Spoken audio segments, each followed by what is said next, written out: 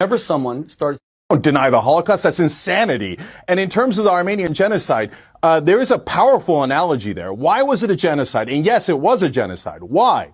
Because they moved and displaced so many people and killed civilians on the way. What is Israel doing? Moving and displacing millions of people and killing innocent civilians. It is the exact definition of a genocide. So I think the Jewish people are an amazing people and their culture is beautiful. And I don't tolerate any anti-Semitism. But I think that the occupation is decaying the moral core of Israel. How long are you going to oppress these people? But Cenk, and I know this guy, all he wants to do is an ad hominem attack. He's a liar.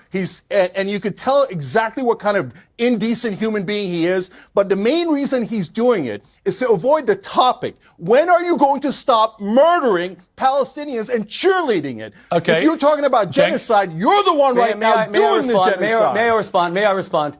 Yes. Go ahead, more lies. Go ahead. You know, I've spent my life debating people. Whenever someone starts using personal names and screaming like a lunatic, they're losing the debate. Let me remain You're factual. the one First who of all, made up things.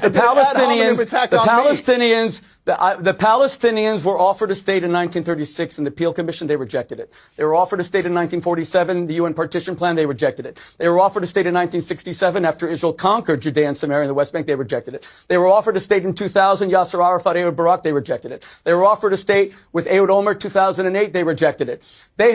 Israel unilaterally withdrew from Gaza in 2005, and they did not create a state. In fact, where were you, Cenk, when you say that you care about Palestinian children, when Hamas stole the highest rate of per capita international foreign aid, larger than the Marshall Plan, from Palestinian children, did not build schools for them, did not build hospitals, took all the money to buy bombs and to build a network of tunnels, which is larger than the New York subway system. Where were you then? Why did you only come up now? In fact, when Bashar al-Assad killed 600,000 children, Arab children, when he gassed them with mustard gas, my organization took out full-page New York Times ads to protect them from sarin gas. Where were you then? You don't care about Arab children. You are a Jew hater, defined as someone who only wants to lie and say that the Jews are genocidaires. And don't try to cancel me and say that I shouldn't be on. You're not a producer of this show. Because you are ignorant of the facts and ignorant of the history does not mean that you can cancel my voice. Cenk, your response.